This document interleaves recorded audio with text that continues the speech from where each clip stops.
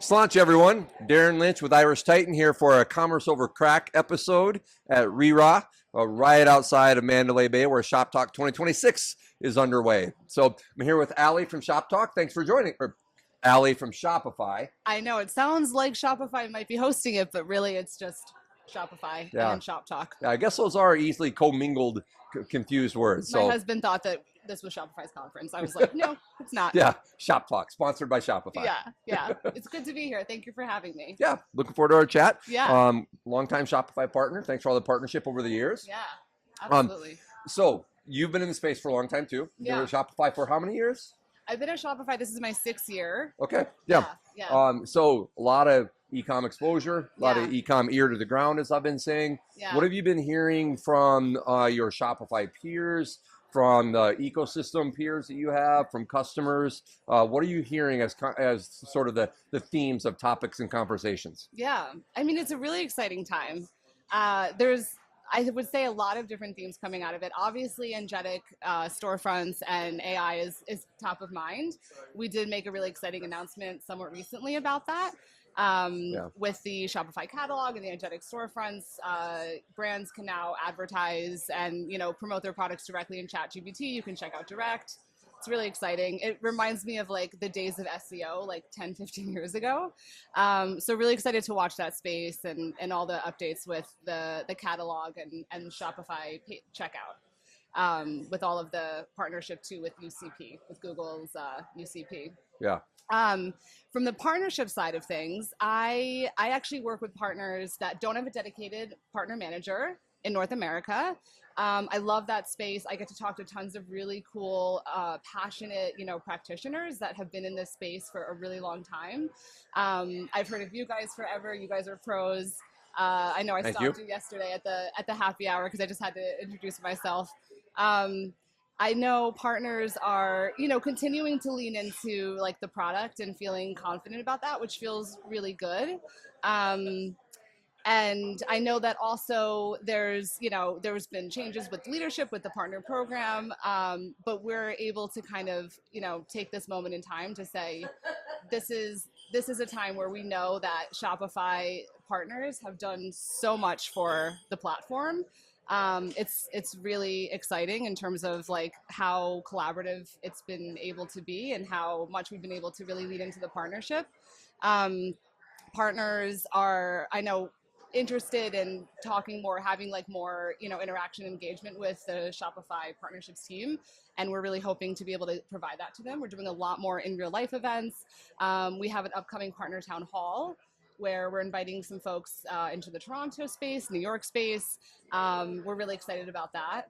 So kind of coming back full circle, like from like the pre-COVID times of like getting together in real life, having those human interactions, like in the sort of world of AI, going back to some of the foundations and like coming back to the center of making sure we're looking after the SMB and mid-market and not only the enterprise space. Yeah, you alluded to some of the changes recently. I think that change can be unsettling for folks, but we collectively in the e-com ecosystem, I think we're still part of a thriving industry that still has a lot of growth in front of it. I mentioned this in another Commerce Over Craic episode earlier today, actually, that as long as consumers exist, commerce will exist. Yeah. And so we're still in an industry that will grow, will evolve, will take shape in many different ways for many years to come. Yeah.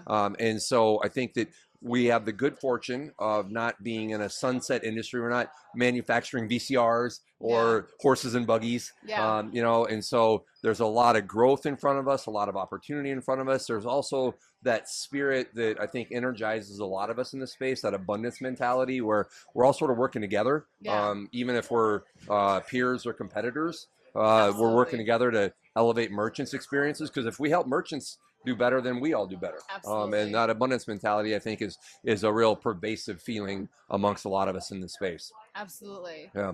Yeah, and I feel like commerce is really this like, it's like this ecosystem, problem now too, with, making sure that merchants are able to get the most out of the Shopify platform, not only just like the Plus and D2C products, but also POS, B2B. There's a lot there. So let's use that to bounce into another question.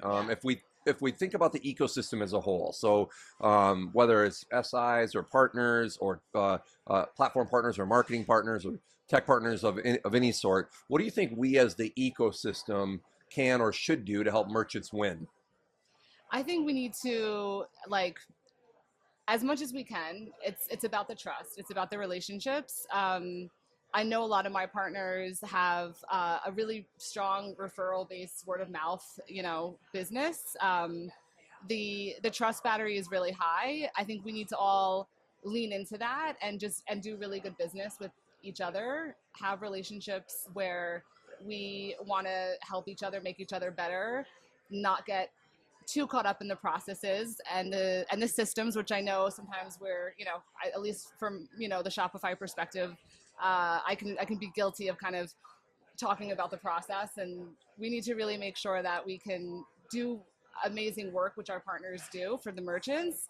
And Shopify needs to, deliver on that as well. We need to make sure that you guys have that trust, whether it's a dedicated partner manager or the partner success, community team, coming in, in person, coming to these great events like Shop Talk.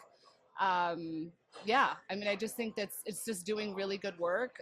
Everyone that is on the agency side, I used to be on the agency side myself. It takes a special person, I think. That's one way to put it. Yeah. I mean, you have to really be passionate about it. Yeah. And that's special. Yeah. And that's the flywheel. Yeah. Yeah. And the stacks, like the cross pollination of like agencies, tech partners, making sure that the right stack is in place and having like these trusted relationships where you can recommend this quality platform, Yeah, I think that cross-pollination is a good way to put it, because there is the combination of, we all have different business models, but we're all working together and have to work together to create that stack that merchants are using. Let's forecast into the future. Use our green crystal ball, as I would put it. What does e-commerce look like in 3 to 5 years, do you think? Yeah, I mean, I think it's about the operationalizing a lot of this like new technology that's coming out with AI. I think it's making sure that the future. I'm very interested in like the future. For those of us that have children, like graduating, coming in, and like how we sort of make sure that the next generation of the workforce can work with us. I always was fascinated by the fact that we were, I'm giving myself away, but I'm a millennial, and we were the last generation to work with the non-digital natives. And so we bridged the gap of working with non-digital natives and working with digital natives, but we're the last of our kind. And so coming into the workforce with AI and all of these new technologies, we want to make sure that they are able to be better because of it. It's not going to necessarily replace skills. So that's one thing that I'm seeing is just like the workforce and the practitioners and the talent and the skill, because my partners, like that's a huge value add. Whenever you're talking to an agency, you're talking to individual humans that have a collective brain trust of expertise for many, many years. I mean, you yourselves, how long have you guys been in business? Yeah, so I started Irish Titan 21 years ago. Yeah, it's amazing. And so much experience. Your comment about the generational change, I totally agree with that, because we do a lot of B2B work. Yeah. And generational change is one of the things that has inspired and motivated and unlocked investments and growth in the B2B space. Yeah. Because maybe baby boomers or greatest generation, whatever those generations were previously that owned manufacturers and distributors, might not have been as inclined to invest in B2B commerce because of their existing business models, and they were kind of maybe happy with where they were, and their horizon was short. Well, as that started to get turned over to the next generation and or the next generation after that, that's what sparked some investment in B2B commerce. I think that the generations now entering the workforce are also going to inspire changes to commerce, whether it's B2B or how agentic commerce takes shape, especially with the distinction between discovery and checkout. And so I think that it's interesting. This is why I enjoy these Commerce Over Cracks. We've had a ton of different perspectives, a real variety in points of view. Nobody's mentioned generational change. Yeah. So kudos to you. Green top hat, kudos to you. So, Thanks. All right, we're going to land the plane there. So thanks for tuning in to Commerce Over Crack. Thanks for joining. Thank you Alli. So much for having Appreciate me. it. I appreciate It was great. it. Look Great for to more. chat with you. Sláinte.